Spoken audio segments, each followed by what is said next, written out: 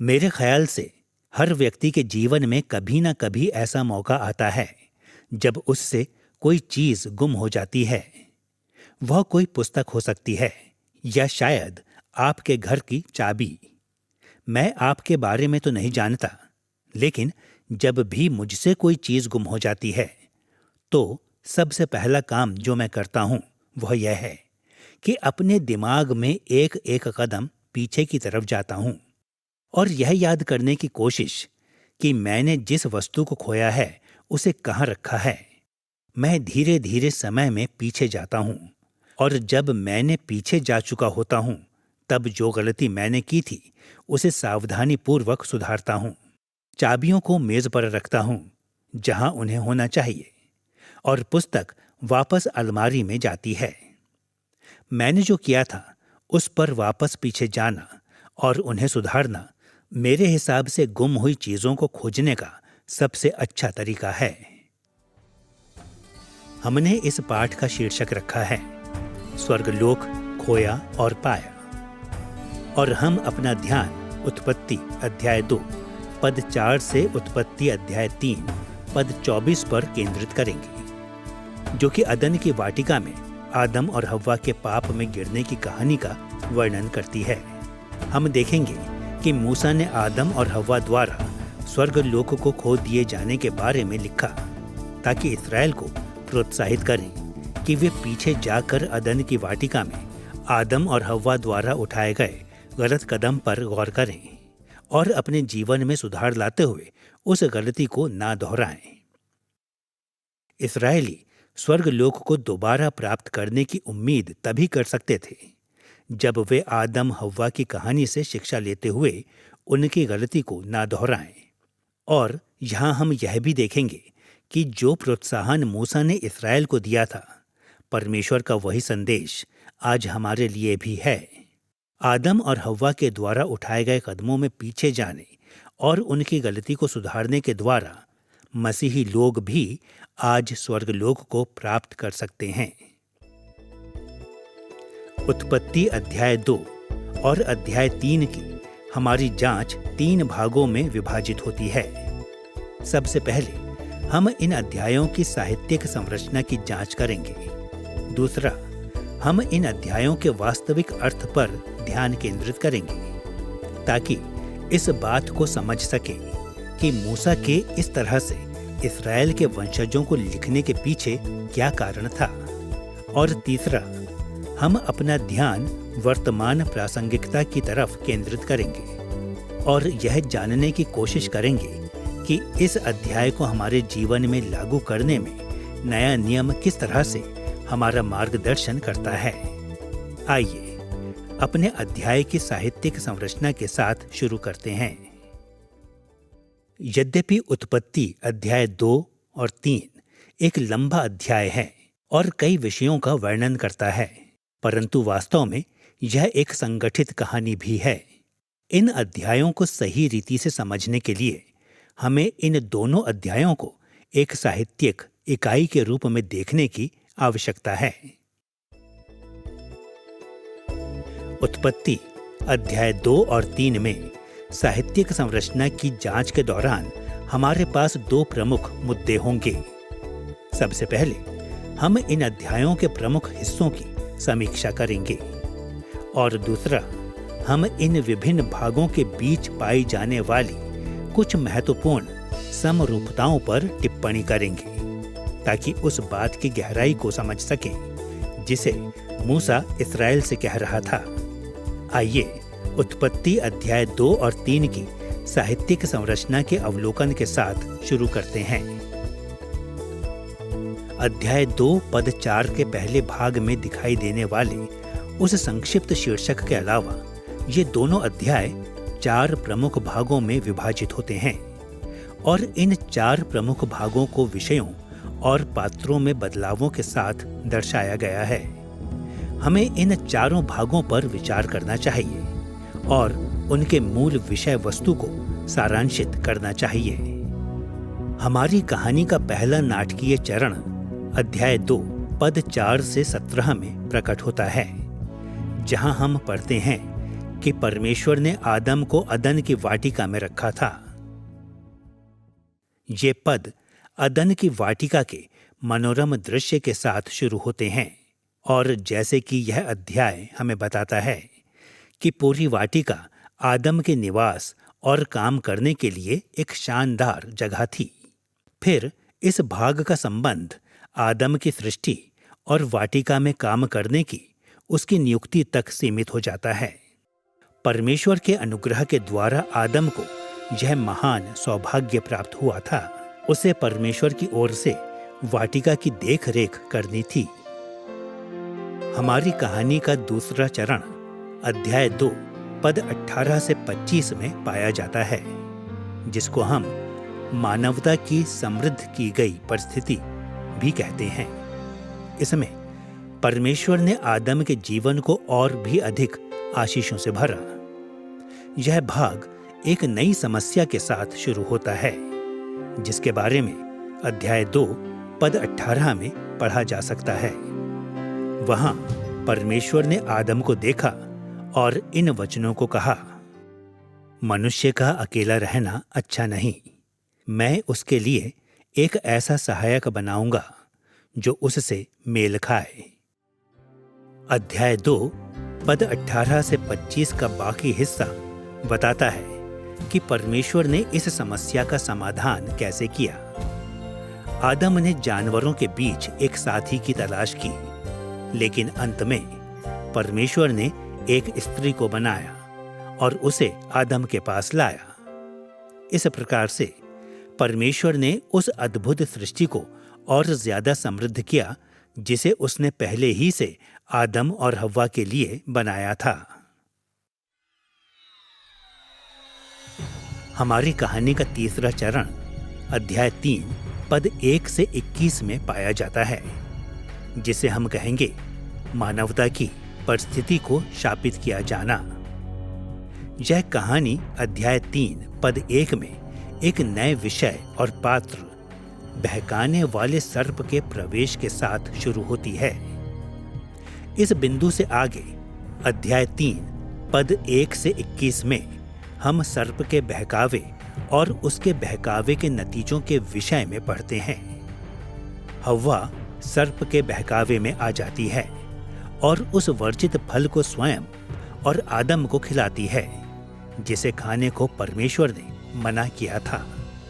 और इस तरह से वे दोनों परमेश्वर द्वारा शापित किए गए। इस अध्याय के व्यापक ढांचे में चौथा तत्व अध्याय 3 पद 22 से 24 में वर्णित है, जिसका शीर्षक हमने रखा है मनुष्य का वाटिका से बाहर निकाला जाना। इस भाग को प्रस्तुत विषय में एक महत्वपूर्ण बदलाव के द्वारा चिन्हित किया गया है।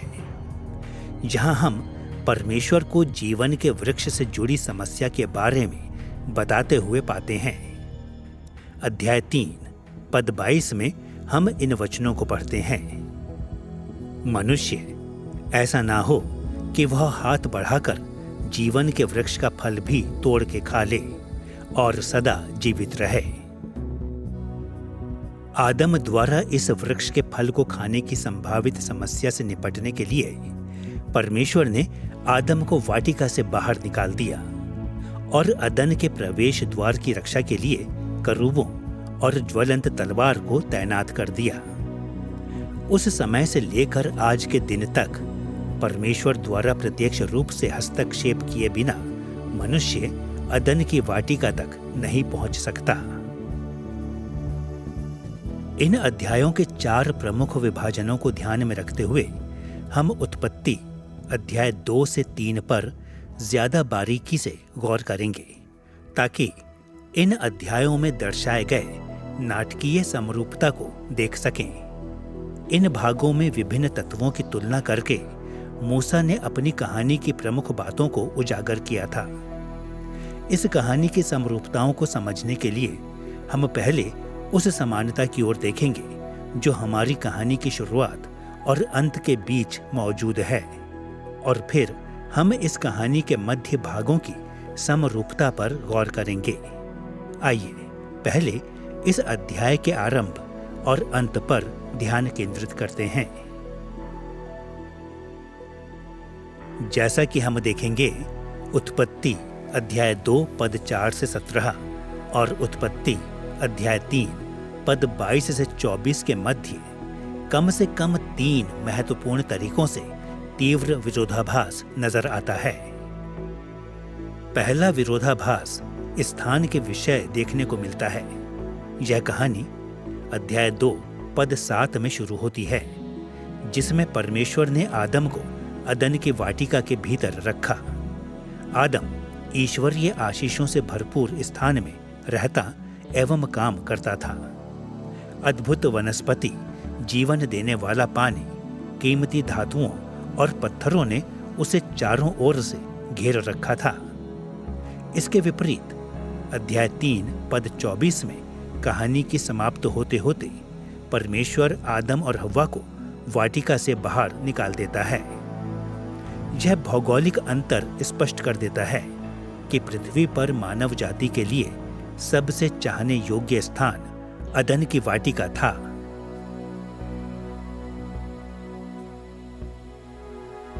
प्रत्येक भाग में दूसरा विरोधाभास वाटिका के विशेष वृक्षों पर है। यद्यपि अध्याय 2 पद 4 से 17 2 वृक्षों का वर्णन करता है, जीवन का वृक्ष और भले एवं बुरे ज्ञान का वृक्ष। लेकिन जब हम अध्याय 2 पद 17 पर आते हैं तो ध्यान केवल एक वृक्ष की ओर मुड़ जाता है, ज्ञान का वृक्ष। इस वृक्ष के पास मानव जाति को भलाई एवं पाप का अनुभव परक ज्ञान देने की शक्ति थी। यह उन चीजों को देखने के लिए उनकी आंखों को खोल सकता था जो उन्होंने पहले कभी नहीं देखी थीं। इसके विपरीत अध्याय 3 पद 22 से 24 में कहानी की समाप्ति पर परमेश्वर को अब भले और बुरे के ज्ञान के वृक्ष से मतलब नहीं है, बल्कि उनकी बातें विशेष रूप से जीवन के वृक्ष के इर्द गिर्द होती हैं। इस वृक्ष के पास मानव जाति को अनंत जीवन देने की शक्ति है, लेकिन परमेश्वर ने आदम को वाटिका से निर्वासित कर दिया और इस वृक्ष तक उसकी पहुंच पर रोक लगा दी। यह विरोधाभास स्पष्ट करता है कि वाटिका तक खुली पहुंच और वहां पाई जाने वाली सभी आशीषें जो कभी मनुष्य के पास हुआ करती थीं, तब तक उन्हें प्राप्त नहीं हो सकती जब तक स्वयं परमेश्वर रोक को हटाने का आदेश नहीं देता। हमारी कहानी की शुरुआत और समाप्ति के बीच तीसरा विरोधाभास मनुष्य को सौंपे गए कार्य के विषय में है। अध्याय 2 पद 15 का पहला चरण बताता है कि परमेश्वर ने आदम को बिना किसी कष्ट और परेशानी के वाटिका में आशीषित कार्य करने के लिए नियुक्त किया था। परंतु अध्याय 3 पद 23 में परमेश्वर ने आदम और हव्वा को वाटिका से निर्वासित कर दिया और वाटिका के बाहर उन्हें कड़ी मेहनत करने की आज्ञा दी। यह विरोधाभास भी कहानी के प्रति एक आवश्यक दृष्टिकोण प्रस्तुत करता है। न सिर्फ मनुष्य ने अदन में मिलने वाले अद्भुत जीवन को खो दिया था, लेकिन जब तक हम वाटिका से दूर रहते हैं तब तक हम पर दंड की आज्ञा है कि हम कठिनाई और कष्ट भोगेंगे। उत्पत्ति अध्याय 2 और 3 के आरंभ एवं अंत भाग के बीच नजर आने वाले ये तीनों विरोधाभास इस कहानी के कुछ सबसे महत्वपूर्ण पहलुओं पर हमारा ध्यान आकर्षित करते हैं। मूसा ने मनुष्य की परिस्थिति में आए उस प्रमुख बदलाव के बारे में लिखा जो अति प्राचीन समयों में घटित हुआ था। परमेश्वर ने मूल रूप से यह नियोजित किया था कि मनुष्यों को उसकी वाटिका में रहना चाहिए, लेकिन आदम और हव्वा अपने पाप के कारण कठिनाई और परेशानी में फंस गए और उस वृक्ष से दूर हो गए जो अनंत जीवन देता था। अब जैसा कि हम देखेंगे, विरोधाभास के ये समूह उन परिस्थिति की तरफ प्रत्यक्ष तौर पर इशारा करते हैं जिसमें इस्राएलियों ने स्वयं तब पाया जब मूसा उन्हें प्रतिज्ञा किए हुए देश की ओर ले जा रहा था। इस्राएली लोग जब मिस्र में गुलामी और क्रूरता से पीड़ित थे तो वे अदन से भी बहुत दूर थे। उन्हें अदन में परमेश्वर द्वारा दी गई आशीषों को वापस पाने की आवश्यकता थी। कहानी के बाहरी भागों में प्रस्तुत विषम समरूपता को ध्यान में रखकर हमें अपने अध्ययन को कहानी के मध्य भागों अध्याय 2 पद 18 से 25 और अध्याय 3 पद 1 से 21 की ओर केंद्रित करना चाहिए। ये दो आंतरिक चरण आरंभ और अंत के बीच के खाली स्थान को भरते हैं और वे कम से कम 3 तरीकों से विषम समरूपता के अपने समूह बनाते हैं। पहला विरोधाभास परमेश्वर के साथ मनुष्यों के संबंध पर आधारित है। दूसरे चरण में हम आदम और परमेश्वर के बीच मैत्रीपूर्ण संबंध देखते हैं। अध्याय 2 पद 18 में परमेश्वर आदम के लिए चिंता करता है और हव्वा के रूप में आदम के लिए एक खूबसूरत साथी की रचना करता है। यहाँ जो तस्वीर उभरती है उसमें परमेश्वर और मानव जाति के मध्य घनिष्ठ प्रेम संबंध और शांति दिखाई देती है। फिर भी कहानी के तीसरे भाग में परमेश्वर और मानव जाति के बीच आरंभिक मेल एवं एकता असामंजस्य के रूप में परिवर्तित हो जाती है। आदम और हव्वा परमेश्वर की आज्ञा का उल्लंघन करते हैं और अध्याय 3 पद 8 में वे परमेश्वर की उपस्थिति से छुपने का प्रयास करते हैं तथा तब परमेश्वर का क्रोध आदम और हव्वा पर भड़कता है। दूसरा विरोधाभास मानवीय संबंधों में है।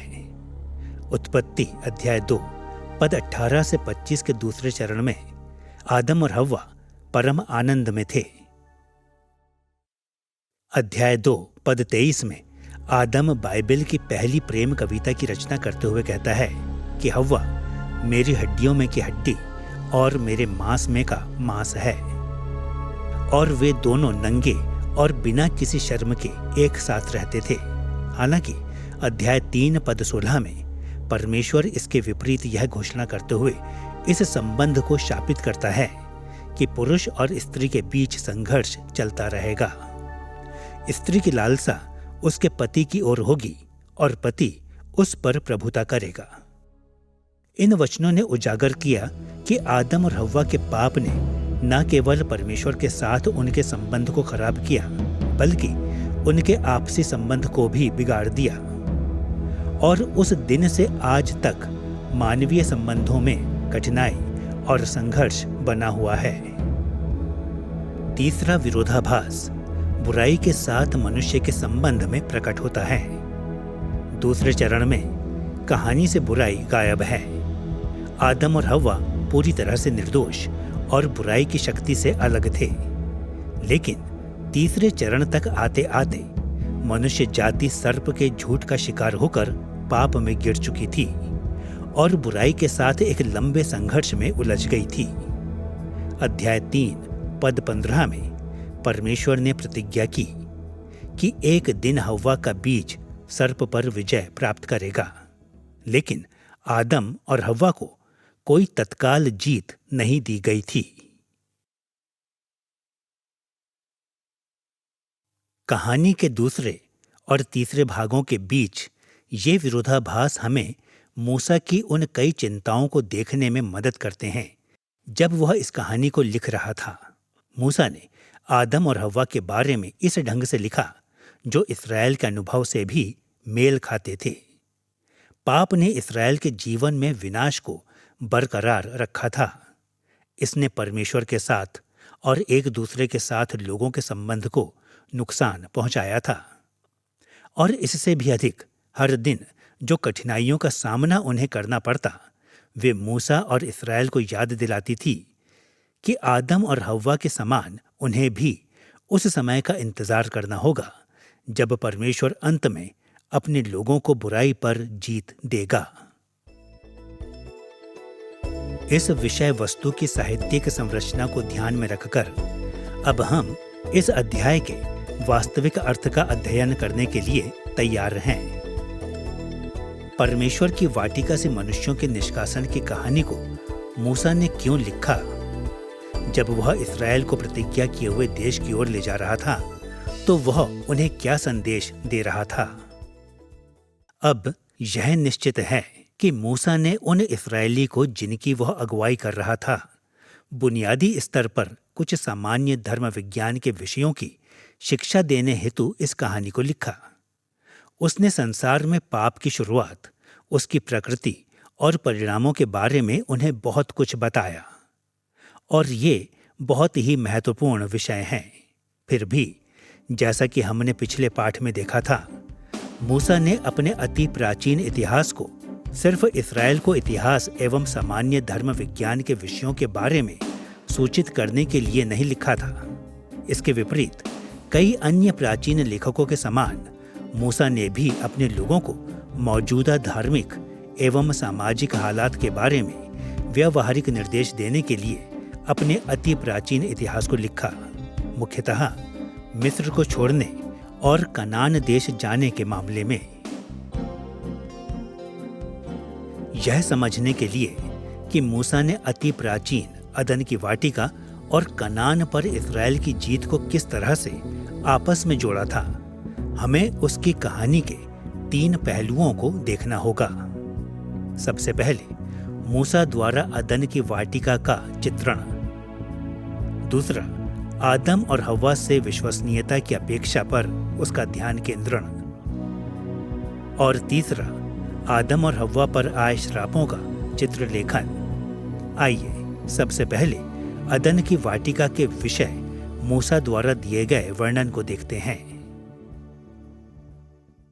वाटिका के विषय में मूसा का दिया विवरण इतना जटिल है कि संभव है कि हमारे कई आधुनिक प्रश्नों का उत्तर शायद हमें कभी प्राप्त न हो सके। फिर भी मूसा द्वारा किए गए चित्रण की मुख्य बातों को समझना हमारे लिए संभव है। जैसा कि हम देखेंगे कि मूसा ने अदन की वाटिका का विवरण इस ढंग से दिया जिसमें वह अदन को प्रतिज्ञा किए हुए देश के समान प्रस्तुत कर सके। मूसा के दृष्टिकोण के अनुसार वह जिस देश की तरफ इस्राएल को ले जा रहा था, वह वास्तव में अदन नामक अति प्राचीन देश का ही स्थान था। उत्पत्ति अध्याय 2 और 3 के कई पहलू स्पष्ट करते हैं कि मूसा चाहता था कि इस्राएल कनान को अदन के देश के साथ जोड़े, लेकिन विशेष रीति से उसकी कहानी की 2 विशेषताएं महत्वपूर्ण हैं। पहला अदन की पहचान और दूसरा अदन की पवित्रता। आइए पहले अदन की पहचान को देखते हैं। उत्पत्ति अध्याय 2 पद 10 से 14 में हम इन वचनों को पढ़ते हैं। उस वाटिका को सींचने के लिए एक महानदी अदन से निकली और वहां से आगे बहकर 4 धाराओं में बट गई। पहली धारा का नाम पिशोन है।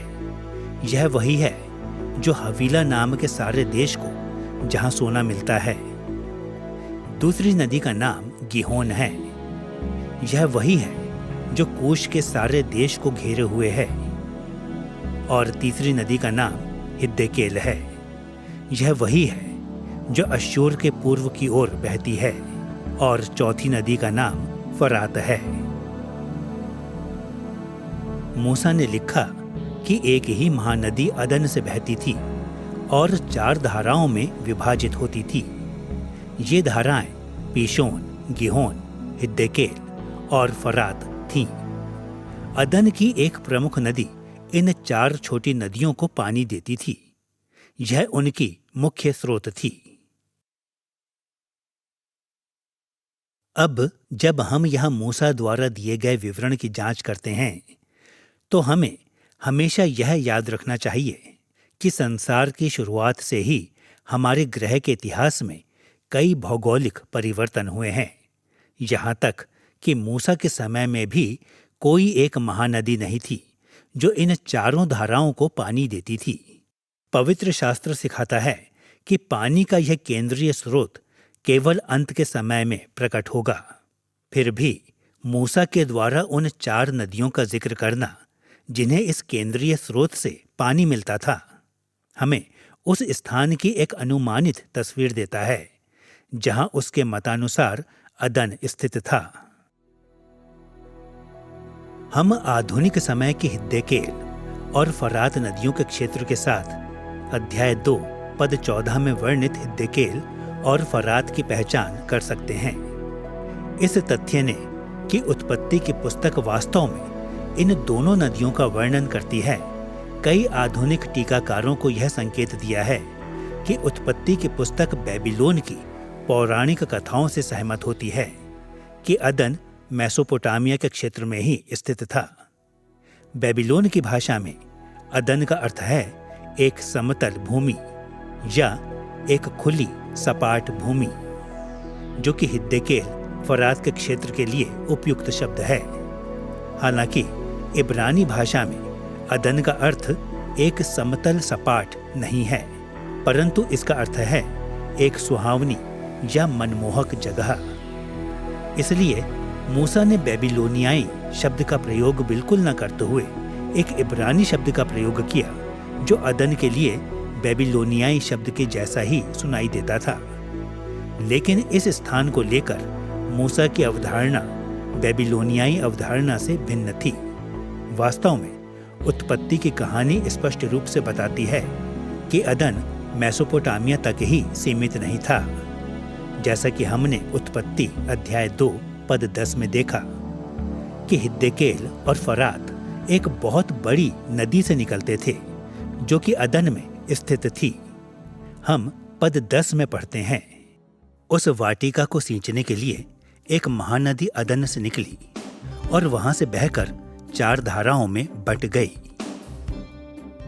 इन पदों में हम सीखते हैं कि अदन में स्थित नदी हिद्देकेल और फरात दोनों को पानी देती थी, न कि अदन हिद्देकेल और फरात के क्षेत्र तक सीमित था।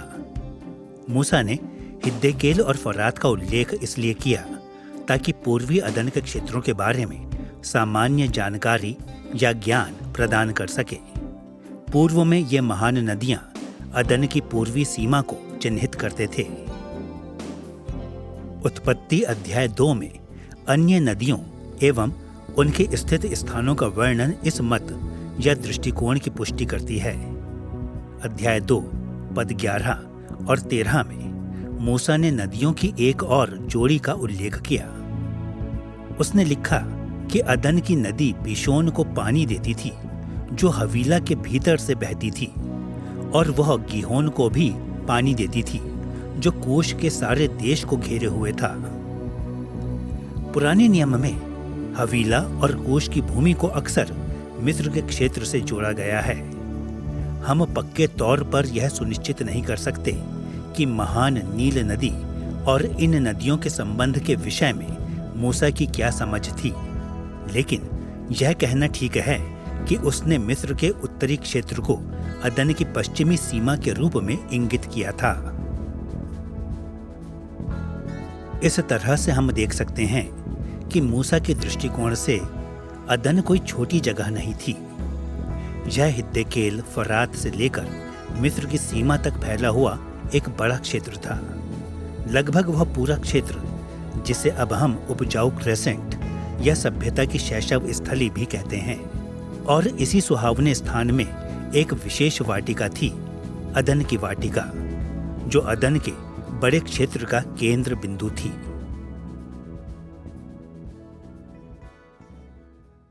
शुरुआत में मूसा द्वारा उपजाई क्रेसेंट के साथ अदन की पहचान बहुत महत्वपूर्ण नहीं लगेगी, लेकिन हकीकत में जिन दिनों मूसा उत्पत्ति की पुस्तक को लिख रहा था, उस समय इस्राएल के लिए अदन के महत्व को समझना महत्वपूर्ण है।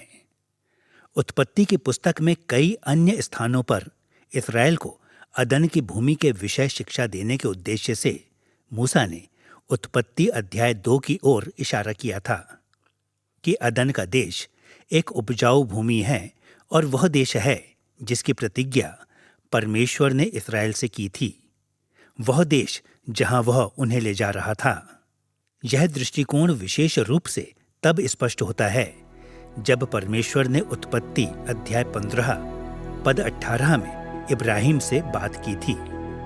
इस अनुच्छेद में प्रतिज्ञा किए हुए देश की सीमाओं का परमेश्वर ने जिस तरह से वर्णन किया उसे सुनिए। इसी दिन यहोवा ने अब्राम के साथ यह वाचा बांधी, मिस्र के महानद से लेकर परात नामक बड़े नद तक जितना देश है मैंने तेरे वंश को दिया है। यहां पर हम एक तरफ देखते हैं कि परमेश्वर ने इब्राहिम से प्रतिज्ञा की कि उसका देश हिद्देकेल फरात के क्षेत्र तक फैलेगा और वह मिस्र की नदी तक पहुंच जाएगा। कई टीकाकारों ने सुझाव दिया है कि यह मिस्र की महानद नील नदी के लिए इशारा नहीं हो सकता, बल्कि यह इशारा मिस्र देश के सीनै वाली सीमा में छोटी नदी के लिए है।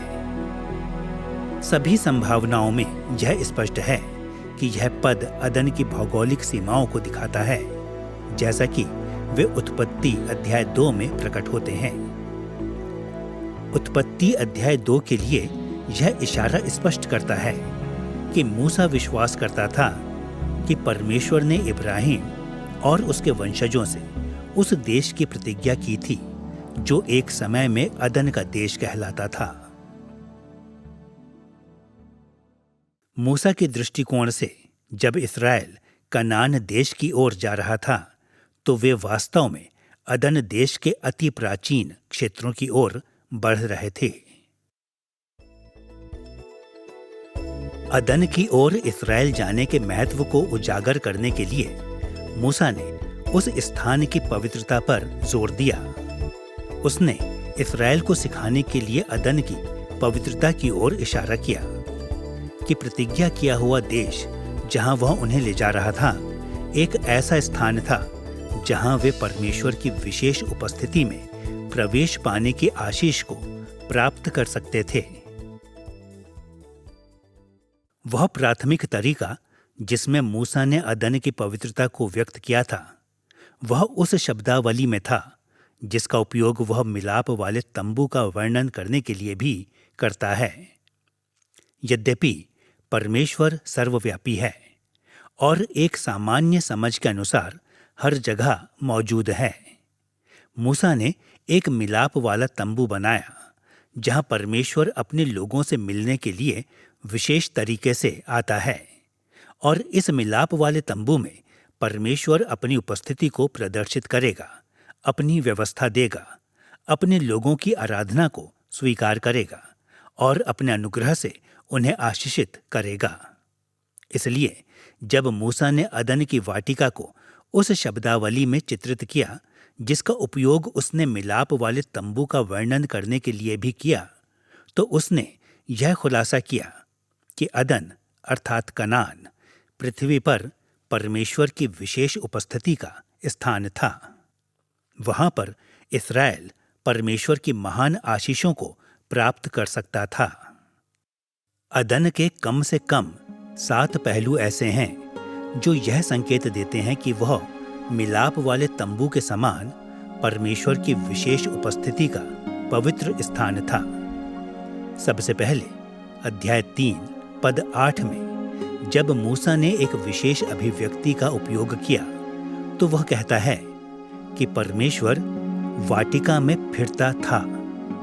इब्रानी भाषा में फिरना के लिए जो शब्द इस्तेमाल किया गया है वह मितहालक है।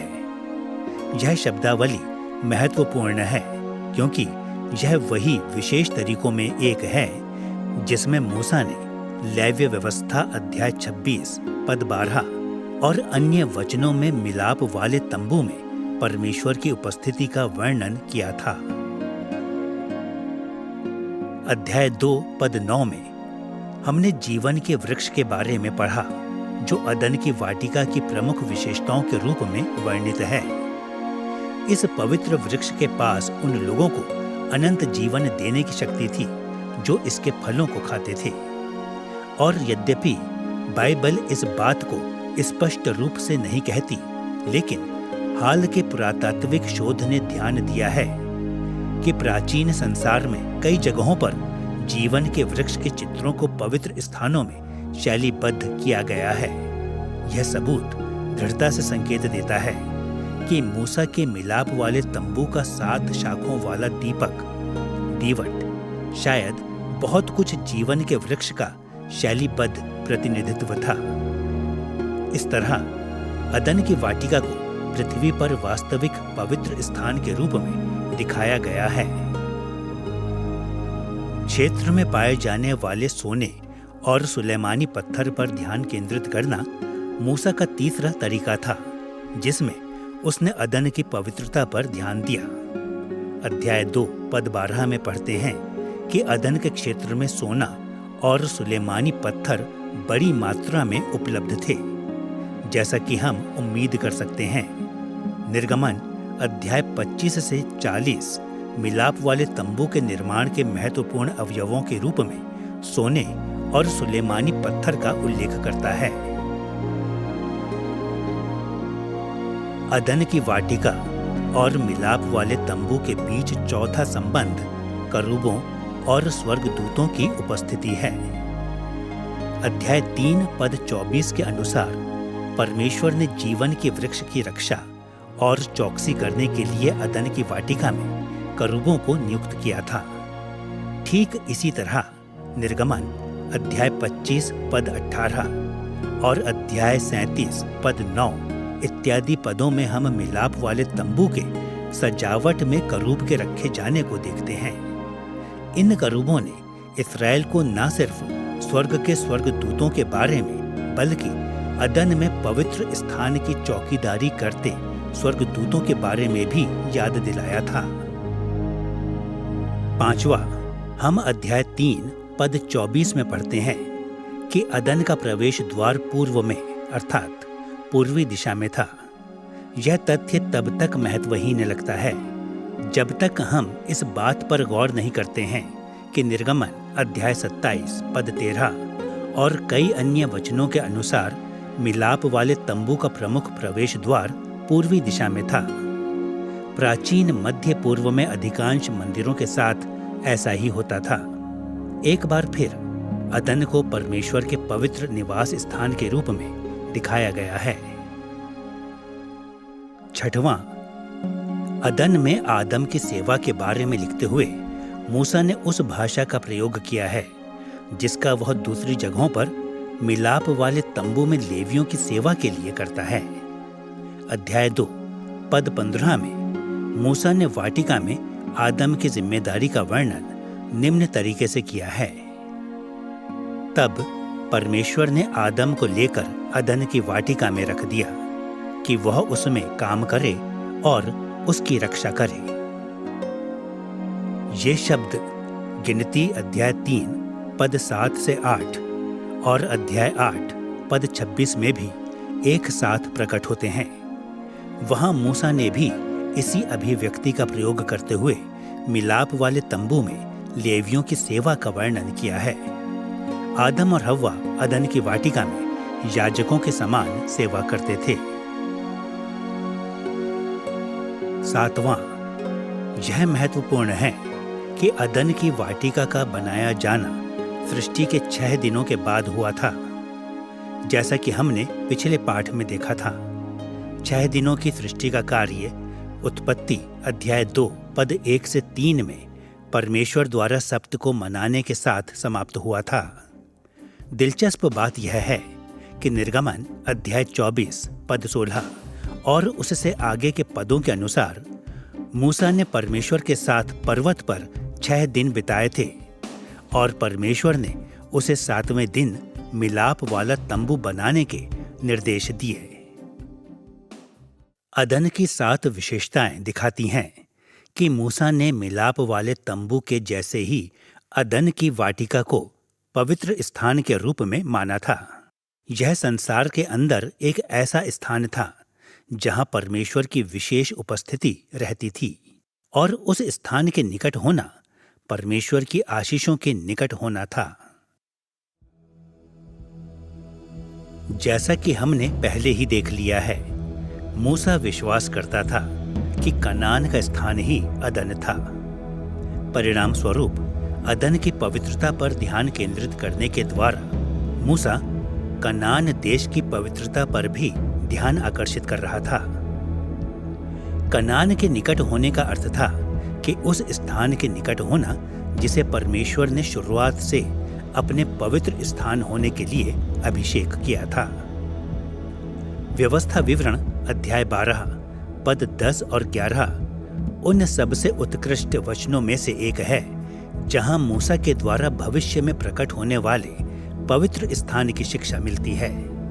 वहां उसने इन वचनों को लिखा, परंतु जब तुम यरदन पार जाकर उस देश में जिसके भागी तुम्हारा परमेश्वर यहोवा तुम्हें करता है बस जाओ, और वह तुम्हारे चारों ओर के सब शत्रुओं से तुम्हें विश्राम दे और तुम निडर रहने पाओ, तब जो स्थान तुम्हारा परमेश्वर यहोवा अपने नाम का निवास ठहराने के लिए चुन ले, उसी में तुम अपने होम बलि और मेल बलि और दशमांश और उठाई हुई भेंटें चढ़ाना। यह वचन कनान देश के लिए मूसा के दर्शन की एक प्रमुख विशेषता को उजागर करता है। उसने जोर देकर कहा कि एक दिन कनान परमेश्वर की उपस्थिति के लिए स्थायी निवास स्थान होगा। वह परमेश्वर यहोवा का मंदिर ठहरेगा। यह निश्चित है कि मूसा के दिनों का कनान देश आरंभ के अदन के मूल स्वरूप की एक झलक मात्र ही था। यहाँ तक कि जब सुलेमान ने यरूशलेम के मंदिर का निर्माण किया, तब भी प्रतिज्ञा किया हुआ देश पूरी रीति से पाप से छुड़ाया नहीं गया था, न ही उसको उसकी मूल सिद्धता में फिर से बहाल किया गया था।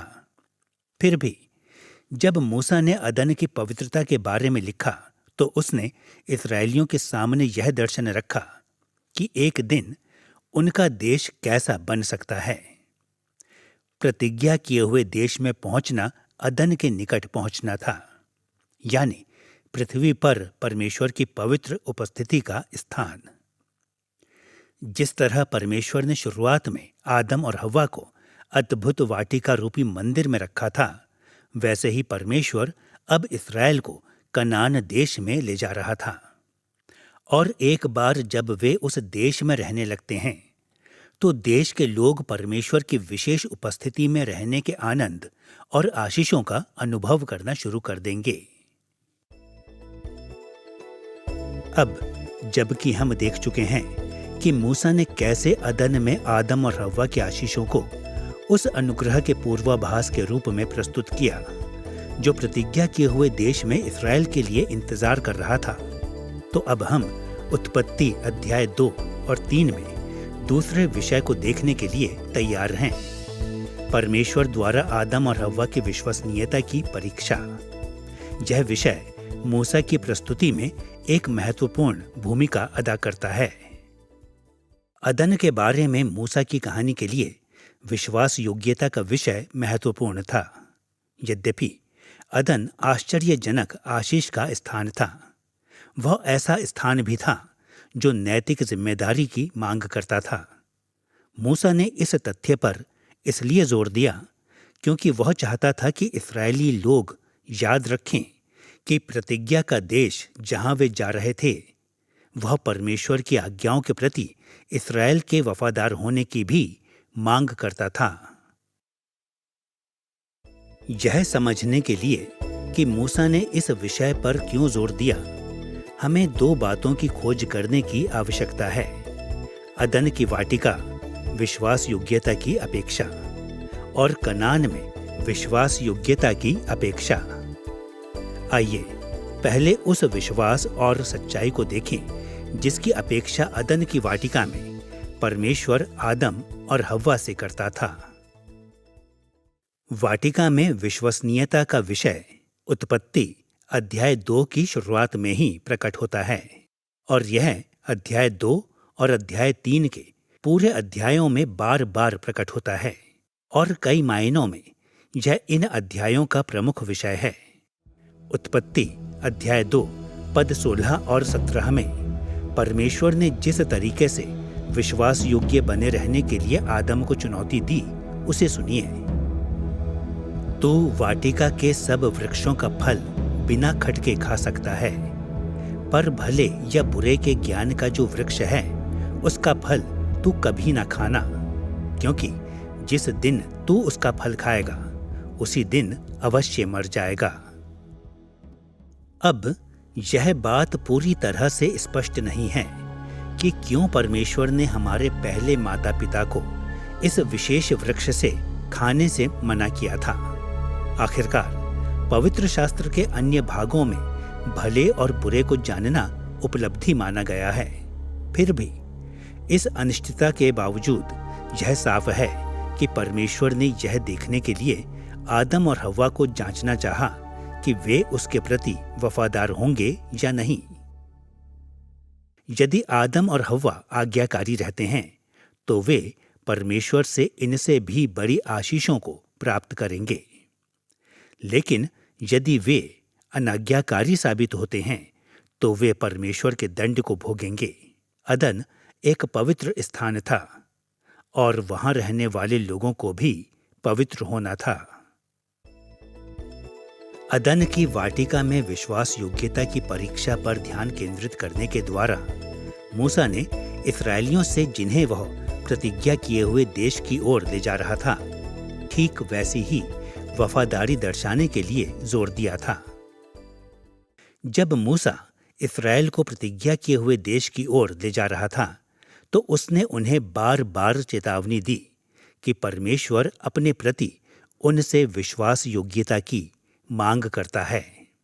मूसा ने व्यवस्था विवरण के 8वें अध्याय में संक्षेप में इस बात पर अपनी शिक्षा को सारांशित किया है। व्यवस्था विवरण अध्याय 8 पद 1 में हम इन वचनों को पढ़ते हैं। जो जो आज्ञा मैं आज तुझे सुनाता हूं उन सबों पर चलने की चौकसी करना, इसलिए कि तुम जीवित रहो और बढ़ते रहो, और जिस देश के विषय में यहोवा ने तुम्हारे पूर्वजों से शपथ खाई है उसमें जाकर उसके अधिकारी हो जाओ। इस पद से यह स्पष्ट है कि परमेश्वर इस्राएल से अपने प्रति वफादारी की मांग करता था ताकि वे कनान देश में प्रवेश और उसमें वास कर सकें। वास्तव में जंगल में देश के पूरे भ्रमण के दौरान उन्हें यह सिखाने के लिए कि पवित्र कैसे बनना है परमेश्वर ने इस्राएलियों की परीक्षा की थी। व्यवस्था विवरण अध्याय 8 पद 2 में हम इन वचनों को पढ़ते हैं। और स्मरण रख कि तेरा परमेश्वर यहोवा उन 40 वर्षों में तुझे सारे जंगल के मार्ग में से इसलिए ले आया है कि वह तुझे नम्र बनाए और तेरी परीक्षा करके यह जान ले कि तेरे मन में क्या क्या है और तू उसकी आज्ञाओं का पालन करेगा या नहीं। इसके अलावा मूसा ने यह भी स्पष्ट किया कि एक बार जब इस्राएल राष्ट्र पवित्र देश में प्रवेश करता है तो उन्हें परमेश्वर के प्रति वफादार बने रहना है, नहीं तो वे इस आशीष को खो देंगे। व्यवस्था विवरण अध्याय 8 पद 10 से 20 में जिस तरीके से उसने इसे कहा उसे सुनिए। और तू पेट भर खाएगा और उस उत्तम देश के कारण जो तेरा परमेश्वर यहोवा तुझे देगा उसे धन्य मानेगा। इसलिए सावधान रहना, कहीं ऐसा ना हो कि अपने परमेश्वर यहोवा को भूलकर उसकी जो जो आज्ञा, नियम और विधि मैं आज तुझे सुनाता हूं उनका मानना छोड़ दे। यदि तू अपने परमेश्वर यहोवा को भूलकर दूसरे देवताओं के पीछे हो लेगा और उनकी उपासना और उनको दंडवत करेगा तो मैं आज तुमको चिता देता हूं कि तुम निसंदेह नष्ट हो जाओगे। जिन जातियों को यहोवा तुम्हारे सम्मुख से नष्ट करने पर है उन्हीं के समान तुम भी अपने परमेश्वर यहोवा का वचन ना मानने के कारण नष्ट हो जाओगे।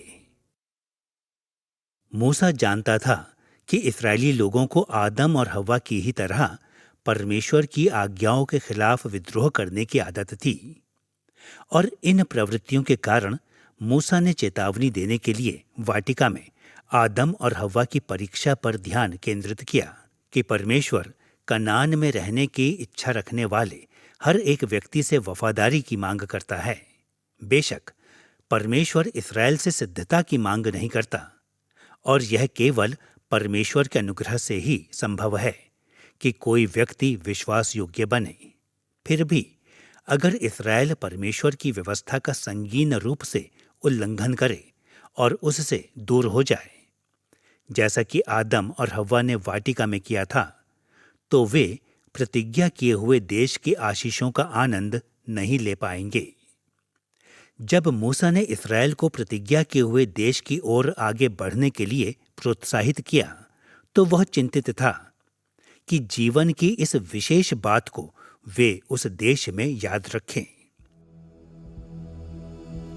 व्यवस्था विवरण अध्याय 8 की शिक्षा को ध्यान में रखते हुए आदम और हव्वा से विश्वास योग्यता की मांग पर मूसा के ध्यान केंद्रण के प्रमुख कारण को हम देख सकते हैं।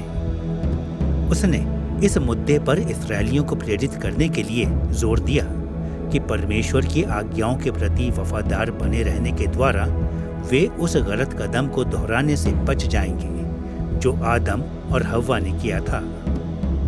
आदम और हव्वा को वाटिका में परखा गया था और उन्हें बाहर निकाल दिया गया था क्योंकि उन्होंने पाप किया था।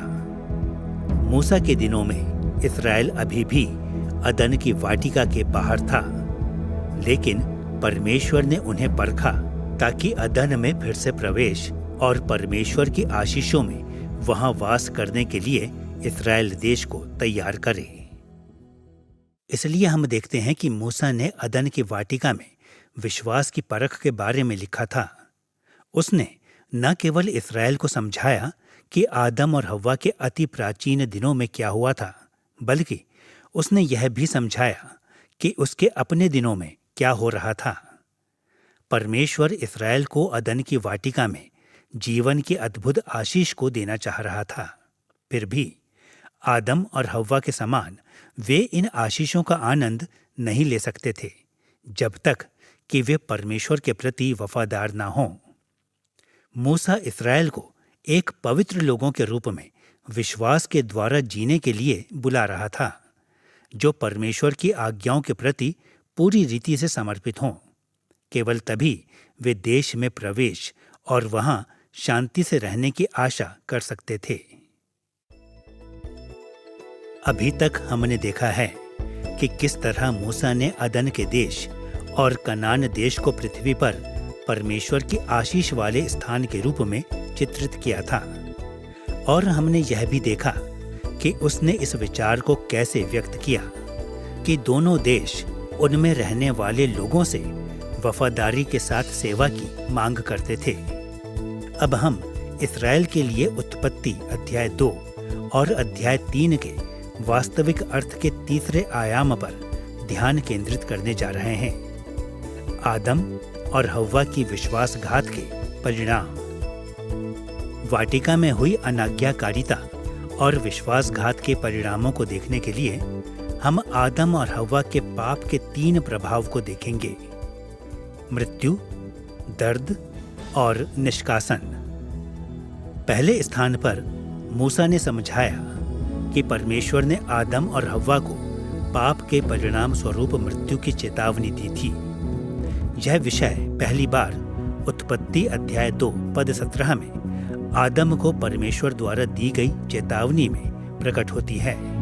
वहां परमेश्वर ने कहा, पर भले या बुरे के ज्ञान का जो वृक्ष है उसका फल तू कभी ना खाना, क्योंकि जिस दिन तू उसका फल खाएगा उसी दिन अवश्य मर जाएगा। इन वचनों में कि तू अवश्य मर जाएगा एक वाक्य शैली नजर आती है जो आने वाली मृत्यु की निश्चितता को दर्शाती है। इस वाक्य का व्याकरणिक निर्माण उस वाक्य से बिल्कुल मेल खाता है जिसे मूसा ने अपनी व्यवस्था में मृत्यु की सजा की चेतावनी देते हुए लिखा था। जब मूसा की व्यवस्था गंभीर अपराध के दोषियों के खिलाफ मृत्यु की सजा की चेतावनी देती थी, तो मूसा घोषित करता था, वह निश्चित रूप से मर जाएगा, या वे निश्चित रूप से मर जाएंगे। इन अध्यायों का कानूनी संदर्भ सुझाव देता है कि ये अभिव्यक्तियां मृत्युदंड घोषित करने का तरीका थीं। परमेश्वर यह नहीं कह रहा था कि आदम और हव्वा तुरंत मर जाएंगे, परंतु यह कि पाप के कारण मृत्यु निश्चित रूप से आएगी। इस प्रकाश में उत्पत्ति अध्याय 2 पद 17 में आदम के लिए परमेश्वर की चेतावनी को हम ऐसा बताते हुए समझ सकते हैं कि आदम मृत्यु के अधीन हो जाएगा, उसे मृत्यु के लिए दोषी ठहराया जाएगा।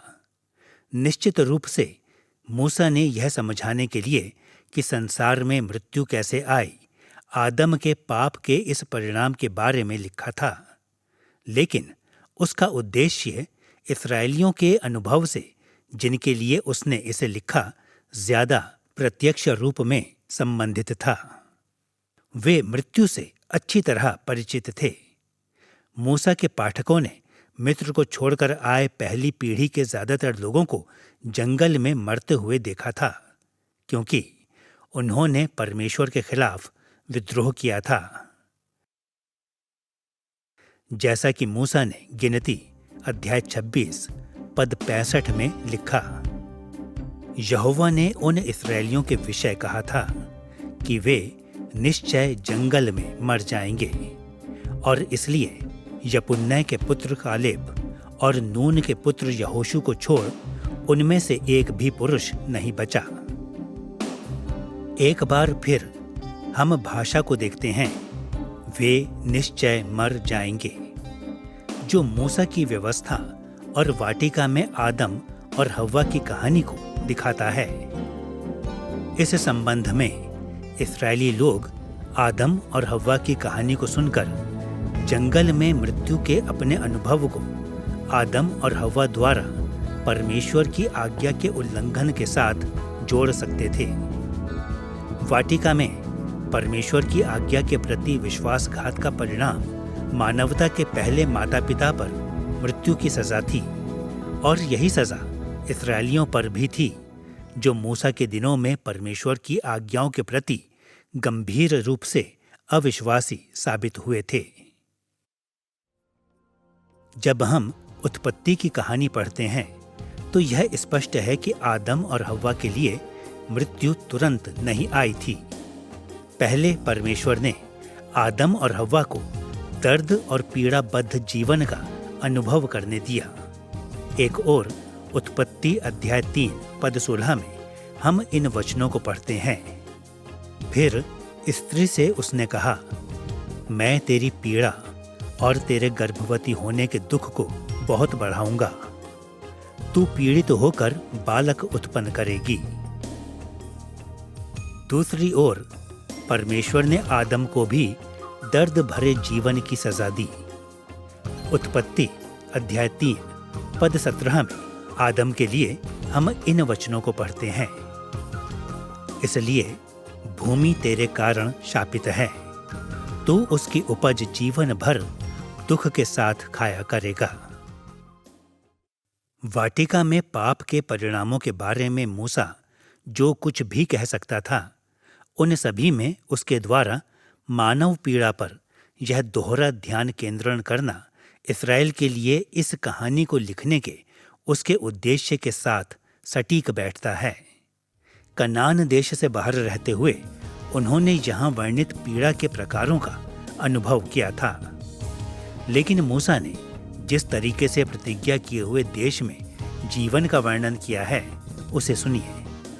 व्यवस्था विवरण अध्याय 11 पद 10 और 12 में हम इन वचनों को पढ़ते हैं, देखो, जिस देश के अधिकारी होने को तुम जा रहे हो, वह मिस्र देश के समान नहीं है, जहां से निकल कर आए हो, जहां तुम बीज बोते थे और हरे साग के खेत की रीति के अनुसार अपने पांव से नालियां बनाकर सींचते थे। परंतु जिस देश के अधिकारी होने को तुम पार जाने पर हो, वह पहाड़ों और तराइयों का देश है और आकाश की वर्षा के जल से सिंचता है। वह ऐसा देश है जिसकी तेरे परमेश्वर यहोवा को सुधी रहती है, और वर्ष के आदि से लेकर अंत तक तेरे परमेश्वर यहोवा की दृष्टि उस पर निरंतर लगी रहती है। संक्षेप में, मूसा इस्राएल को ऐसे स्थान में ले जा रहा था जहां उन्हें उस कष्ट और पीड़ा से जिसका अनुभव उन्होंने कनान के बाहर रहते हुए किया था, राहत मिलेगी। परिणाम स्वरूप जब मूसा ने आदम और हव्वा पर आए दंड के बारे में लिखा, तो उसने अपने इस्राएली पाठकों को अविश्वास के पाप, जिसके परिणाम स्वरूप पीड़ा और मृत्यु आई, से दूर रहने की और परमेश्वर के प्रति वफादार बने रहने के लिए आज्ञा दी, जिससे कि वे कनान को लौट सकें और परमेश्वर की आशीषों में जीवन की खुशियों का अनुभव ले सकें। आदम और हव्वा की अनाज्ञाकारिता का तीसरा प्रभाव अध्याय 3 पद 22 में प्रकट होता है। उत्पत्ति अध्याय 3 पद 22 के वचनों पर गौर करें। फिर यहोवा परमेश्वर ने कहा, मनुष्य भले बुरे का ज्ञान पाकर हम में से एक के समान हो गया है, इसलिए अब ऐसा ना हो कि वह हाथ बढ़ाकर जीवन के वृक्ष का फल भी तोड़ के खा ले और सदा जीवित रहे। यह पंक्ति स्पष्ट करती है कि जीवन का वृक्ष मानवता को हमेशा के लिए जीवित रखने में सक्षम था। दर्द और मृत्यु की समस्या का यह अंतिम समाधान था। फिर भी परमेश्वर नहीं चाहता था कि इस समय आदम और हव्वा इसे खाएं। उन्हें वाटिका से और जीवन के वृक्ष से निष्कासित कर दिया गया था। हमारे लिए यह याद रखना महत्वपूर्ण है कि मनुष्य के लिए जीवन के वृक्ष तक पहुंच हमेशा के लिए वर्जित नहीं थी। शेष पवित्र शास्त्र यह स्पष्ट कर देता है कि जो लोग परमेश्वर के प्रति वफादार हैं, वे अंततः इस वृक्ष में से खाने के लायक होंगे। प्रकाशित वाक्य अध्याय 2 पद 7 में जीवन के वृक्ष के बारे में प्रेरित यूहन्ना ने जो कहा, उसे सुनिए।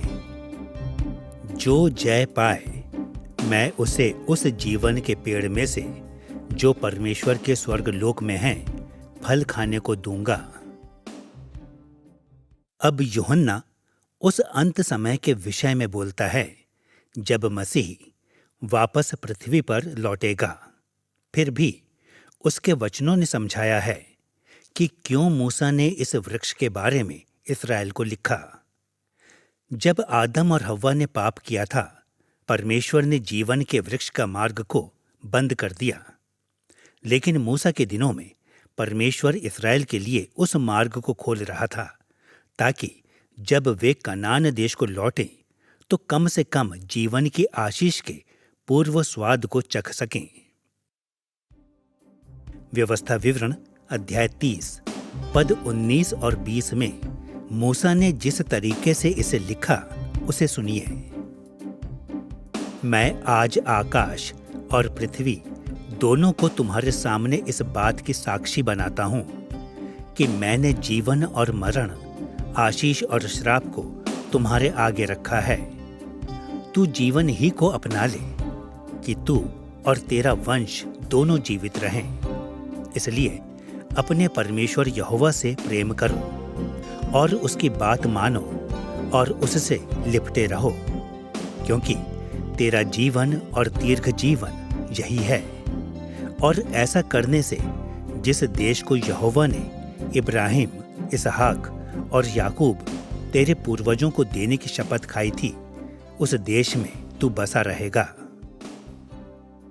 यदि इस्राएली लोग परमेश्वर के प्रति वफादार रहेंगे तो उन्हें कनान देश में दीर्घ जीवन और खुशी प्राप्त करने का सुअवसर मिलेगा। जिस तरह आदम और हव्वा ने जीवन के वृक्ष तक अपनी पहुंच को खो दिया, उसी तरह मूसा के दिनों में परमेश्वर इस्राएल को वहां पाए जाने वाले जीवन की आशीष के आंशिक स्वाद को चखने का अनुभव प्रदान कर रहा था। जीवन का यह अनुभव उस अनंत जीवन का पूर्ण मानक नहीं था जिसे हम मसीह के दूसरे आगमन के दौरान अनुभव करने पाएंगे। फिर भी मसीह के आगमन के साथ आने वाले आनंद का ये आंशिक पूर्व स्वाद रहा होगा। मूसा ने इस्राएलियों के सामने प्रतिज्ञा किए हुए देश में दीर्घ जीवन की आशीष का आनंद प्राप्त करने का प्रस्ताव रखा था। इस तरह हमने देखा कि अदन की वाटिका में आदम और हव्वा के विद्रोह की कहानी संसार में पाप की उत्पत्ति की कहानी से बहुत बढ़कर थी। अदन और कनान के बीच संबंधों को स्पष्ट कर मूसा ने इस्राएली पाठकों को उनके अपने जीवनों के बारे में सिखाया। उन्होंने सीखा कि प्रतिज्ञा किया हुआ देश उनके लिए कितना अद्भुत हो सकता है। अब जबकि हमने उत्पत्ति अध्याय 2 और 3 की साहित्यिक संरचना और वास्तविक अर्थ को देख लिया है, हम तीसरा प्रश्न पूछने के लिए तैयार हैं। इस अध्याय को अपने जीवन में लागू करने में नया नियम हमें कैसे सिखाता है? हमारे सामने अब यह स्पष्ट है कि मूसा ने अपने इस्राएली पाठकों को आदम और हव्वा की गलतियों को ना दोहराने और कनान देश में प्रवेश के द्वारा स्वर्ग के मार्ग पर वापस मुड़ने के लिए प्रोत्साहित करने हेतु इन अध्यायों को लिखा था। लेकिन इस्राएल को दिए गए निर्देशों से आज हमारा क्या वास्ता है? साधारण शब्दों में कहें तो जिस तरह मूसा ने आदम के उठाए गलत कदम को वापस ना दोहराने हेतु इस्राएल को प्रोत्साहित करने के लिए वाटिका की पाप की कहानी का प्रयोग किया था ताकि वे फिर से स्वर्गिक उद्धार को पा सकें, वैसे ही नए नियम के लेखकों ने सिखाया है कि मसीह में उद्धार भी स्वर्ग लोक की ओर एक वापसी है। हम मसीह के राज्य के 3 चरणों पर सामान्य रीति से ध्यान केंद्रित करने के द्वारा मसीह के संबंध में उत्पत्ति अध्याय 2 और 3 पर नए नियम के उपयोग की खोज करेंगे। इस अध्याय को मसीह के पहले आगमन में उसके राज्य के आरंभ के साथ इसे कैसे लागू किया गया है, इसको देखने के द्वारा शुरू करेंगे और फिर हम देखेंगे कि आज परमेश्वर के राज्य की निरंतरता में यह हमारे जीवनों के साथ कैसे बातें करता है। और आखिर में हम देखेंगे कि जब यह वचन मसीह के दूसरे आगमन में उसके राज्य की परिपूर्णता के बारे में सिखाता है तो नया नियम इस अध्याय से क्या निष्कर्षों को निकालता है। आइए पहले राज्य के आरंभ पर विचार करते हैं। वह एक तरीका है जिसके तहत नया नियम मसीह द्वारा लाए उद्धार के बारे में बताता है। वह है पृथ्वी पर की गई उसकी सेवकाई। राज्य के आरंभ में मसीह ने पीछे जाकर उस गलती को सुधार दिया जिसे अदन की वाटिका में आदम और हव्वा ने किया था। पृथ्वी पर अपनी सेवकाई के दौरान मसीह ने परमेश्वर की आज्ञाओं का पालन किया जिसमें आदम और हव्वा असफल रहे थे। पहले यह देखने के द्वारा कि पौलुस की पत्रियों में यह विषय कैसे प्रकट होता है और दूसरा मत्ती के सुसमाचार में यह कैसे प्रकट होता है, हम नए नियम की शिक्षा के इस पहलू की जांच करेंगे। आइए पौलुस के दृष्टिकोण के साथ शुरू करते हैं। पौलुस ने संक्षेप में अपने दृष्टिकोण को रोमियो अध्याय 5 पद 14 में सारांशित किया है। वहां उसने लिखा, तो भी आदम से लेकर मूसा तक मृत्यु ने उन लोगों पर भी राज्य किया जिन्होंने उस आदम जो उस आने वाले का चिन्ह है के अपराध के समान पाप न किया। ध्यान दें कि आदम उस आने वाले का एक चिन्ह था। बाकी रोमियो 5 इसको और स्पष्ट करता है कि वह आने वाला मसीह था। रोमियो अध्याय 5 पद 18 और 19 जिस तरीके से पौलुस ने इसे सारांशित किया उसे सुनिए। इसलिए जैसा एक अपराध सब मनुष्यों के लिए दंड की आज्ञा का कारण हुआ, वैसा ही एक धर्म का काम भी सब मनुष्यों के लिए जीवन के निमित्त धर्मी ठहराए जाने का कारण हुआ, क्योंकि जैसा एक मनुष्य के आज्ञा ना मानने से बहुत लोग पापी ठहरे, वैसे ही एक मनुष्य के आज्ञा मानने से बहुत लोग धर्मी ठहरेंगे। ध्यान दें कि पौलुस ने किस तरह से इसे यहाँ बताया है। आदम का एक अपराध सब मनुष्यों के लिए दंड की आज्ञा लाने का कारण हुआ, लेकिन मसीह की धार्मिकता सब मनुष्यों के धर्मी ठहराए जाने का कारण हुई। ऐसा क्यों था? क्योंकि एक मनुष्य आदम की अनाज्ञाकारिता ने हमें पापी बना दिया था, लेकिन एक मनुष्य मसीह की आज्ञाकारिता में हम धर्मी ठहराए गए। अधिकांश मसीही लोग इस शिक्षा से परिचित हैं। जिस तरह मूसा ने उत्पत्ति अध्याय 2 और 3 में सिखाया था कि आदम सिर्फ एक साधारण आदमी था, लेकिन उसके कार्यों का परिणाम उन सब के ऊपर पड़ा जो उसके साथ पहचाने जाते हैं। आदम का पाप संपूर्ण मानव जाति के लिए मृत्यु को लेकर आया, क्योंकि परमेश्वर के साथ बांधी वाचा में वह हमारा प्रतिनिधि था। आदम के पाप के परिणाम स्वरूप हम सभी परमेश्वर की आशीष और स्वर्ग लोक के बाहर और मृत्यु के अभिशाप के अधीन हो गए हैं। लेकिन साथ ही नया नियम सिखाता है कि जो मसीह पर विश्वास लाते हैं, उनके लिए मसीह वाचा में उनका प्रतिनिधित्व करता है। फिर भी आदम की अनाज्ञाकारिता के विपरीत परमेश्वर के प्रति मसीह की आज्ञाकारिता उन सभी के लिए धार्मिकता और जीवन को लाती है जो उसमें गिने जाते हैं। इस शिक्षा से हम अपने जीवनों में आदम के पाप की कहानी को लागू करने के बारे में कुछ बहुत ही महत्वपूर्ण बात सीखते हैं। खोए हुए स्वर्ग लोक को दोबारा पाने का एकमात्र रास्ता मसीह की धार्मिकता और आज्ञाकारिता के माध्यम से है। हम परमेश्वर के सामने अनंत जीवन में अपनी योग्यता के बल पर प्रवेश नहीं कर सकते हैं। हमसे पहले स्वर्ग लोक में प्रवेश करने के लिए हमें एक बिल्कुल सिद्ध प्रतिनिधि की आवश्यकता है, और मसीह वह प्रतिनिधि है। परमेश्वर की उपस्थिति में उद्धार और अनंत जीवन को हम केवल इसलिए पाते हैं क्योंकि मसीह परमेश्वर के प्रति पूर्ण रूप से आज्ञाकारी था। पृथ्वी पर अपनी सेवा में मसीह ने स्वर्ग लोक में प्रवेश के अधिकार को पुनः अर्जित किया, और केवल वे जो उस पर अपने विश्वास को लाते हैं उसके साथ प्रवेश कर सकते हैं। आदम और मसीह के बीच आपसी संबंध को अन्य नए नियम के लेखकों ने भी व्यक्त किया था। आइए विचार करते हैं कि मत्ती के सुसमाचार में यह विषय कैसे प्रकट होता है।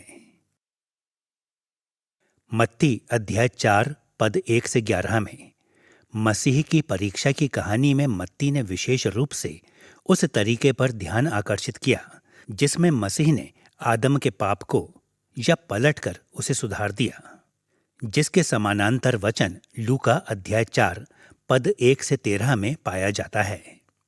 कई अलग अलग तरीकों से मसीह की परीक्षा की कहानी वाटिका में आदम और हव्वा के अनुभव और मूसा द्वारा इस्राएलियों के लिए लाई गई उन चुनौतियों दोनों के समानांतर हैं जब उसने आदम और हव्वा के बारे में लिखा था। सबसे पहले मसीह की परीक्षा का स्थान इस्राएल के साथ उसे जोड़ता है, जब इस्राएली लोग मूसा के पीछे चल रहे थे। मत्ती अध्याय 4 पद 1 के अनुसार आत्मा यीशु को जंगल में ले गया था। ठीक उसी तरह जैसे परमेश्वर इस्राएल को जंगल में ले गया था। जंगल में ही परमेश्वर ने इस्राएल की परीक्षा यह देखने के लिए की थी कि वह आज्ञाकारी होगा कि नहीं, और मसीह की भी परीक्षा जंगल में की गई थी। दूसरा, जंगल में व्यतीत किया गया यीशु का समय अंतराल इस्राएल के अनुभव के जैसा था। जिस तरह इसराइल जंगल में 40 वर्ष के लिए था, उसी तरह मत्ती अध्याय 4 पद 2 के अनुसार मसीह जंगल में 40 दिन के लिए था। तीसरा, मसीह की परीक्षा में भूख एक महत्वपूर्ण विशेषता थी। मत्ती अध्याय 4 पद 3 में शैतान ने पत्थर को रोटी में बदलने के लिए मसीह की परीक्षा की थी। मसीह की परीक्षा का यह आयाम जंगल में पानी और खाने के लिए इस्राएल के परखे जाने के समानांतर था।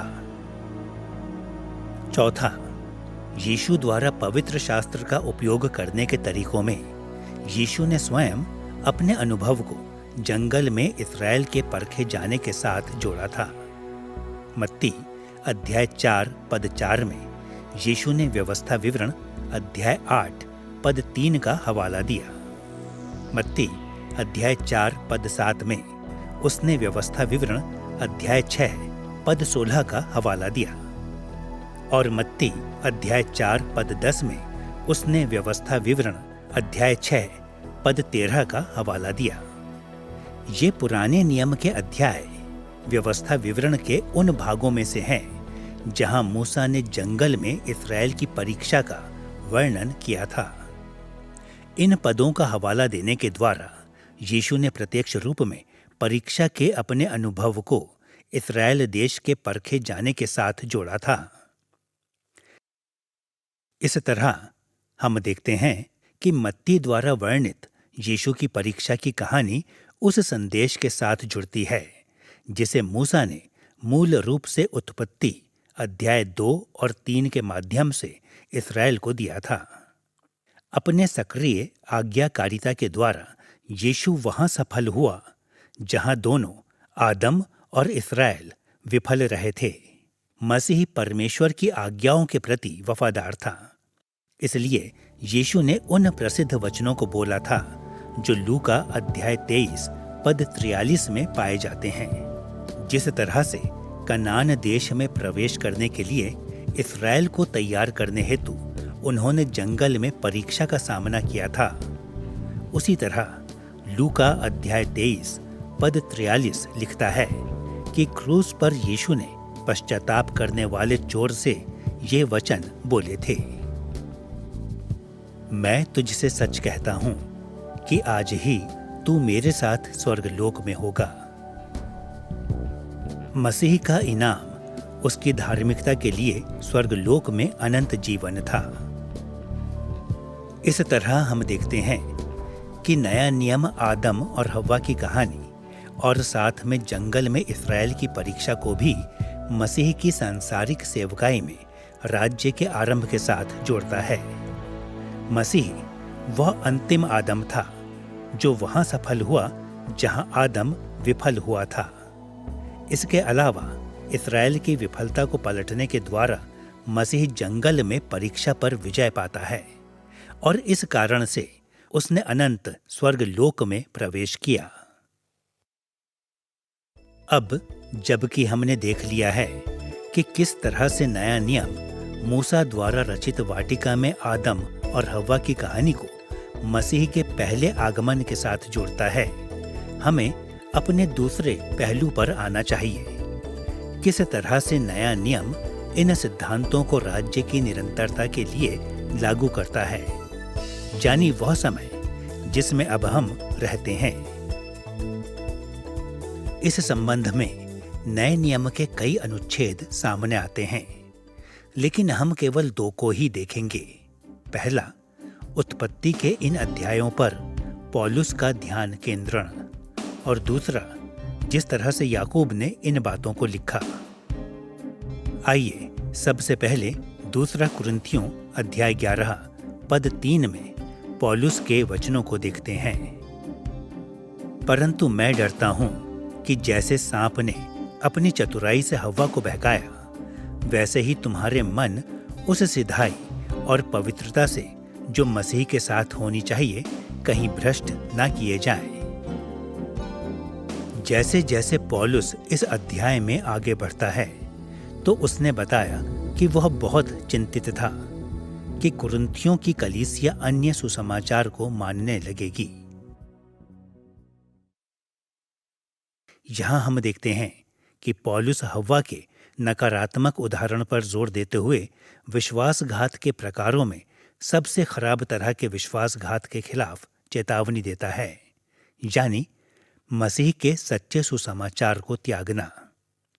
जिस तरह मूसा ने हव्वा की परीक्षा की कहानी का उपयोग इस्राएल को ईमानदारी के साथ प्रतिज्ञा किए हुए देश की ओर जाने हेतु चेतावनी देने के लिए किया था, उसी तरह से पौलुस ने अपने दिनों में मसीह के सभी अनुयायियों को तथा उनसे अपेक्षित बुनियादी वफादारी के बारे में चेतावनी देने के लिए इस कहानी का उपयोग किया था। राज्य की निरंतरता के दौरान दृश्यमान कलीसिया में कई लोग सुसमाचार की मूलभूत सच्चाइयों को त्यागने के खतरे का सामना करते हैं। इस आक्रामक रीति से विश्वास के त्यागे जाने के खिलाफ कलीसिया को सावधान रहना चाहिए, क्योंकि इसके परिणाम उतने ही भयानक हैं जितने कि वे आदम और हव्वा के लिए थे। याकूब ने जब मसीही लोगों के जीवन में परीक्षा और परख की भूमिका का वर्णन किया तो वह पौलुस जैसा ही दृष्टिकोण अपनाता है। याकूब अध्याय 1 पद 12 से 15 में हम इन वचनों को पढ़ते हैं। धन्य है वह मनुष्य जो परीक्षा में स्थिर रहता है, क्योंकि वह खरा निकलकर जीवन का वह मुकुट पाएगा जिसकी प्रतिज्ञा प्रभु ने अपने प्रेम करने वालों से की है। प्रत्येक व्यक्ति अपनी ही अभिलाषा से खिंचकर और फंसकर परीक्षा में पड़ता है। फिर अभिलाषा गर्भवती होकर पाप को जनती है और पाप जब बढ़ जाता है तो मृत्यु को उत्पन्न करता है। यह स्पष्ट है कि याकूब ने उत्पत्ति अध्याय 2 और 3 की ओर संकेत किया था। अध्याय 1 पद 14 में उसने पाप में गिरने के पीछे का कारण मनुष्य की शक्तिशाली एवं तीव्र अभिलाषा को बताया है। यह भले और बुरे के ज्ञान के वृक्ष के फल के लिए हव्वा की अभिलाषा थी, जिसके कारण उसने पाप किया। दूसरा, याकूब ने समझाया कि जो परीक्षा में खरा निकलेगा वह जीवन का मुकुट पाएगा। इसके विपरीत पाप का परिणाम यह है कि यह मृत्यु को जन्म देता है। यहाँ जीवन और मृत्यु के बीच जो विषमता है वह आदम और हव्वा की कहानी में जीवन और मृत्यु के बीच विषमता के जैसी है। जिस तरह मूसा ने आदम और हव्वा की परीक्षा के बारे में जोर देने के द्वारा जंगल में परीक्षा के दौरान इस्राएल में विश्वास योग्यता को बनाए रखने के लिए प्रोत्साहित किया, उसी तरह से पौलुस और याकूब ने राज्य की निरंतरता में परीक्षाओं के दौरान हमें वफादारी के लिए प्रोत्साहित किया। मसीही जीवन के दौरान परीक्षाएं हमारे सच्चे चरित्र को उजागर करती हैं और हमें अनंत जीवन के लिए तैयार करती हैं। परमेश्वर के अनुग्रह के द्वारा मसीह के प्रति विश्वास योग्य बने रहने के लिए हम जो भी कर सकते हैं वह हमें करना चाहिए, ताकि स्वर्ग लोक में हमें अनंत जीवन के उपहार से सम्मानित किया जा सके। यह देखने के बाद कि नया नियम किस तरह से वाटिका में आदम और हव्वा की कहानी को राज्य के आरंभ और निरंतरता के लिए लागू करता है, हमें अब अपने ध्यान को अंतिम चरण पर मोड़ना चाहिए, यानी दूसरे आगमन पर मसीह में उद्धार की परिपूर्णता। यह विषय भी नए नियम में कई स्थानों पर प्रकट होता है, लेकिन हम केवल 2 अनुच्छेदों को ही देखेंगे, एक रोमियो में और दूसरा प्रकाशित वाक्य की पुस्तक में। सबसे पहले उस शैली पर ध्यान दें जिसमें पौलुस अपनी पत्री को समाप्त करते हुए रोम के विश्वासियों को आशा दे रहा था। रोमियो अध्याय 16 पद 20 में उसने इन वचनों को लिखा, शांति का परमेश्वर शैतान को तुम्हारे पांवों से शीघ्र कुचलवा देगा। हमारे प्रभु यीशु मसीह का अनुग्रह तुम पर होता रहे। इन वचनों में पौलुस ने रोम के मसीहों को मसीह के दूसरे आगमन में उसकी महान आशा की याद दिलाई, लेकिन उसने उत्पत्ति अध्याय 3 में उद्धार की प्रतिज्ञा का वापस हवाला देते हुए ऐसा किया, जैसा कि हमने इस पाठ में पहले देखा है। उत्पत्ति अध्याय 3 पद 15 में परमेश्वर ने सर्प से कहा था कि एक दिन हव्वा का बीज मानव जाति सर्प के बीज के सिर को कुचलेगा।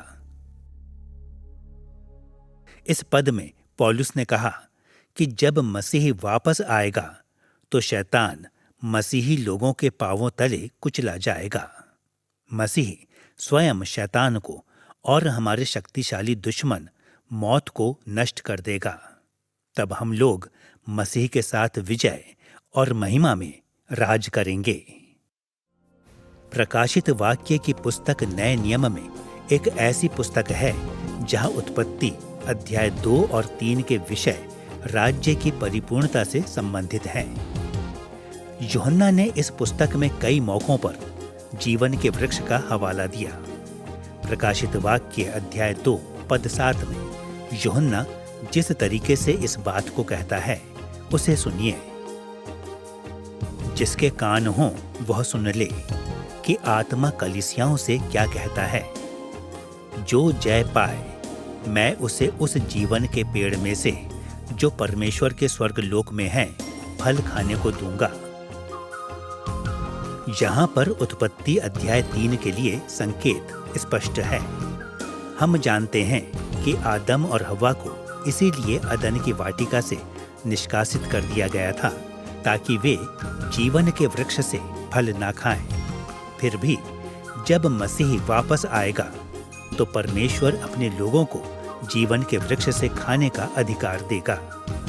इस पर भी ध्यान दें कि यह वृक्ष कहाँ स्थित है। यूहन्ना ने स्पष्ट रूप से कहा कि यह परमेश्वर के स्वर्ग लोक में है।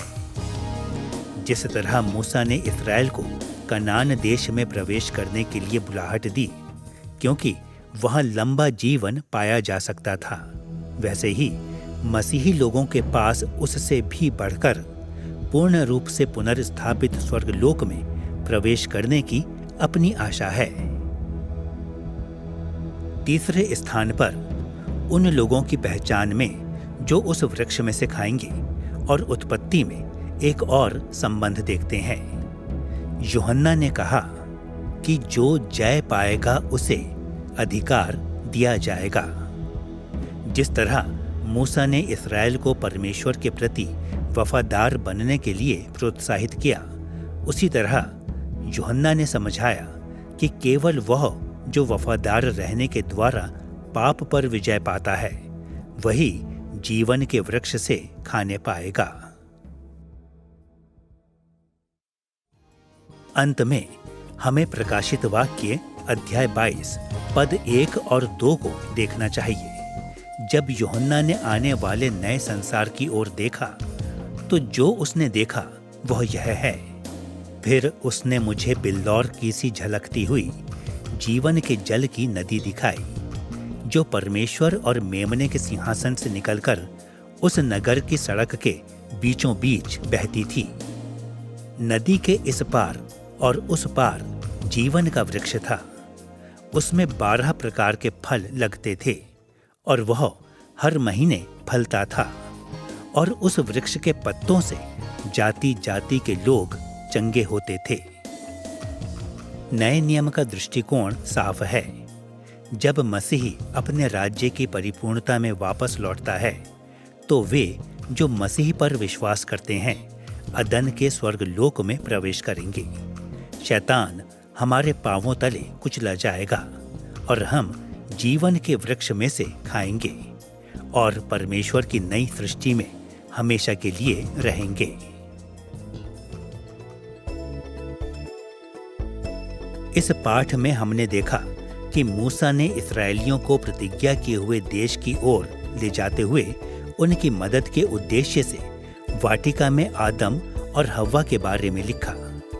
उसने अदन की वाटिका की घटनाओं में पीछे जाने और उन गलती को सुधारने के लिए इस्राएल देश को बुलाहट दी थी।